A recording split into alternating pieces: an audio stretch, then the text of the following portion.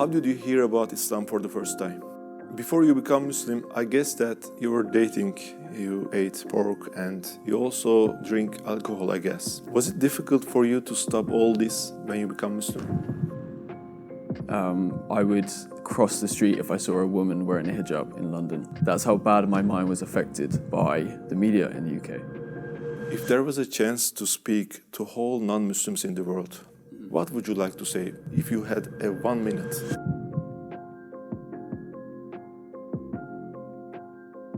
Who is Jay? Sure. I'm Jay, I'm from the UK. I'm 25 from a tiny town in the southwest of England. I'm a travel blogger and I share my journey of traveling all over the world on my YouTube channel.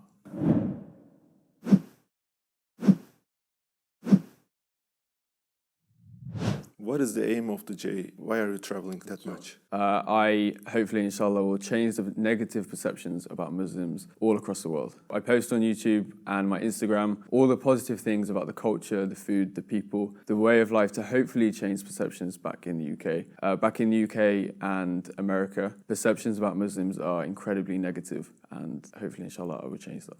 In one of your videos, you said that you love Pakistan and Turkey more than other countries.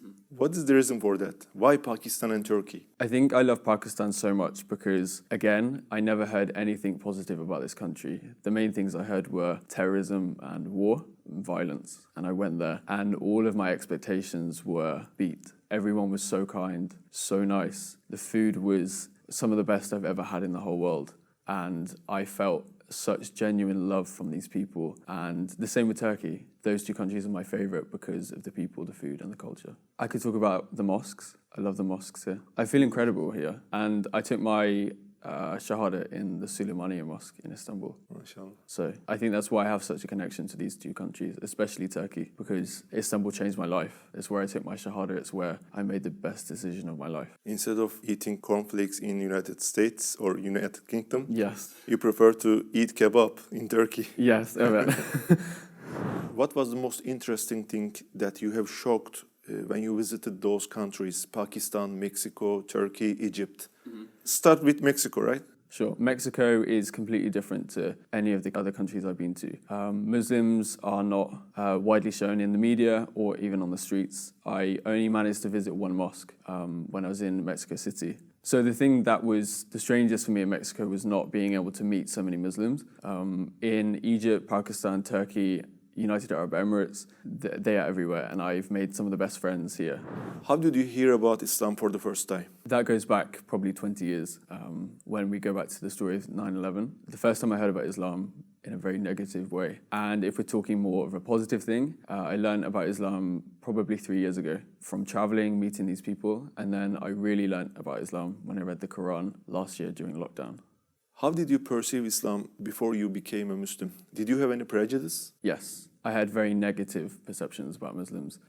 Especially, there was many attacks in the UK from extremists. And the media has a very good way of making that stereotype to 2 billion people when it's just a handful of bad people making those choices. I would cross the street if I saw a woman wearing a hijab in London. That's how bad my mind was affected by the media in the UK, because I didn't give myself the opportunity to really learn what Islam was about.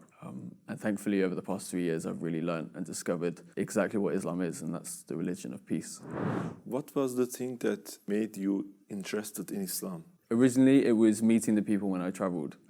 I rarely traveled to Muslim-majority countries, and I went to Istanbul, thankfully 4 years ago. And then I decided to actually go to Iraq in September 2019, and that completely changed my perceptions and made me want to research more about the positivity of Islam. I went to Iraq for the first time when I was 23.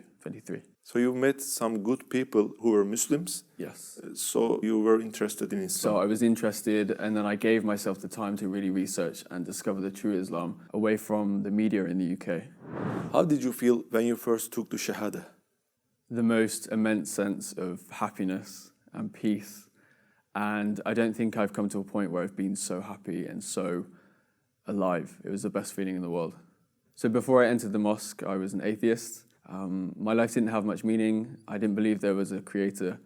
I thought after death, that was it. And once I entered the mosque and I took the Shahada and I took those words and I said those words. I was so happy, and I felt like my life went from black and white to color. It was the best feeling in the world. What was the reaction of the people around you? So happy. They were clapping, they were smiling. People inside the mosque were watching and they heard and they were clapping and were so happy for me. What was the reaction, especially your family, your mom, your dad, your sister, your brother? Thankfully, I have the most supportive family and supportive friends in the world. So I told my sister first, originally. So I actually opened Snapchat. I was currently in Istanbul, and I just directly messaged my sister first. I said I became Muslim, and her reaction was so good. She then FaceTimed me and showed her elated happiness for me. I just can't understand why she's doing this. It's not a good, positive thing for them, because the image of Islam is not good for them, I think. It's not good. So what's the reason that she becomes happy? Because she's seen my work, she's seen who I've met, and she's heard my stories. And now I've taught them not to realize that the media is wrong. Like, the media is so wrong. They've now learnt to take my videos, my stories, and my ideas as the truth rather than the media. What about your mother, your dad? Yeah, so my dad actually left when I was 1. He moved to Australia, so I haven't actually had contact with him. He doesn't know to this day. But my mum, I called her and I told her over the phone. I actually made a video about that and her reaction. It took me 3 times to actually call her and for her to pick up, and my nerves were... You couldn't say. I was struggling so hard, but I told her, and her exact words were something along the lines of, I'm smiling like a Cheshire cat, and Cheshire cats are very much known to be always happy, always chirpy, always funny, and that was her exact words actually, I'm smiling like a Cheshire cat. And from that day onwards, I have never had a bad word said. I've never had a bad idea said about Islam to me, and I'm very grateful that my friends and family were so happy and are still with me to this day, because it would have made my journey a lot harder if I didn't have them by my side with me. In Islam, we have to pray, we have to fast during Ramadan, and we have some other things. Did any of them seem difficult to you before you become Muslim? Yes, they all seemed incredibly overwhelming. Especially as in the UK before I became a Muslim, I was on this journey alone. During lockdown, I couldn't see anyone, I couldn't practice with anyone. It was very difficult. Still to this day, I still get overwhelmed. But now, thankfully, after a lot of practice, a lot of work, I've got to the point where I can do anything with ease. How did you make that research? From internet? Which videos? Which speakers? Many YouTube videos, many stories that I've met from the people on the streets, and actually reading the Quran itself. Can I ask this question? If it's private, just pass it. Your family are atheists, so you're Muslim.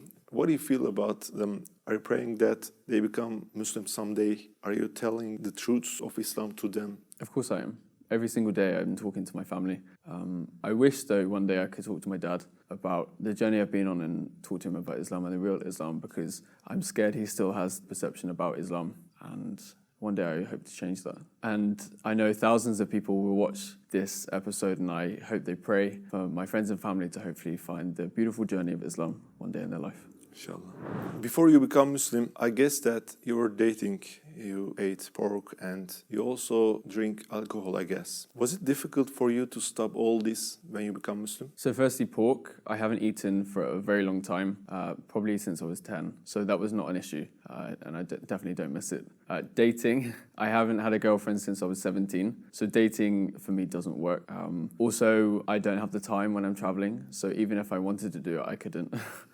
And alcohol, I stopped drinking alcohol in 2019, so the year before I even became Muslim. What was the reason that you stopped drinking alcohol? I drank a lot at university. At university in the UK, it's very much a student culture to drink almost every day, have parties and celebrate.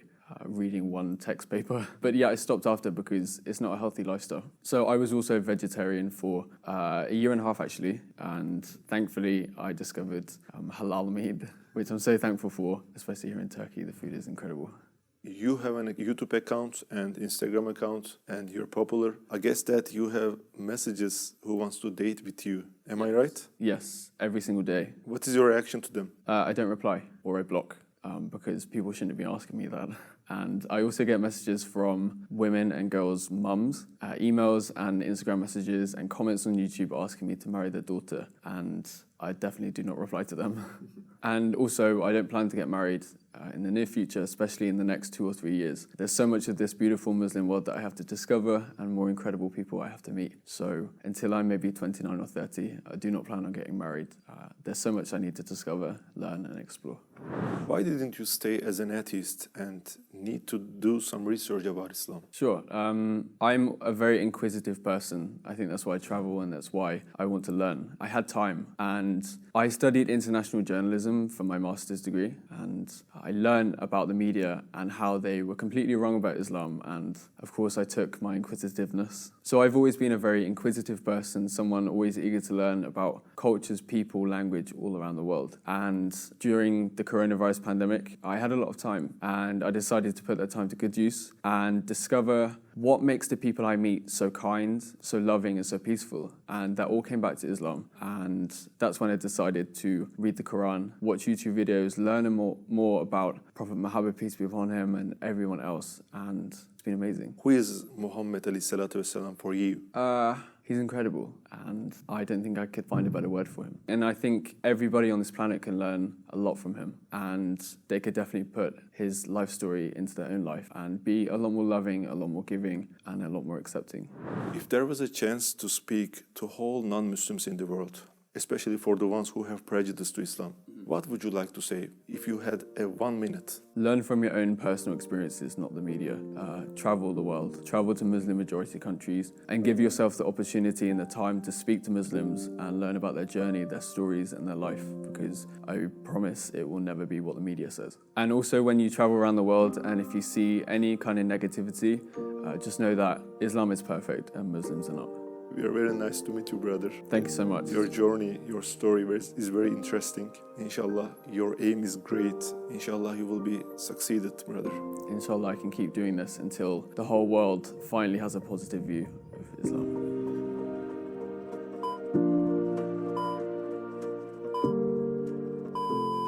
Let's come to the hardest question that will make you sweaty. Coffee or tea? That's the hardest question you could ask me being in Turkey. Chai is my favorite here, but I love coffee. If you say coffee, there will be many dislikes in this video. I say chai. Say chai. That's okay.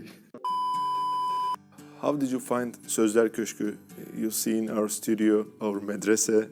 How did you find? Incredible. Everyone working here is so kind and the studio is phenomenal. Except that it's very hot. It's very, very hot. Too hot. Teşekkürler.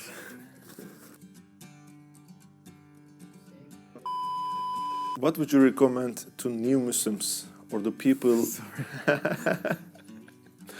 Did I make an English pronunciation wrong and you're laughing at that? No, you keep laughing.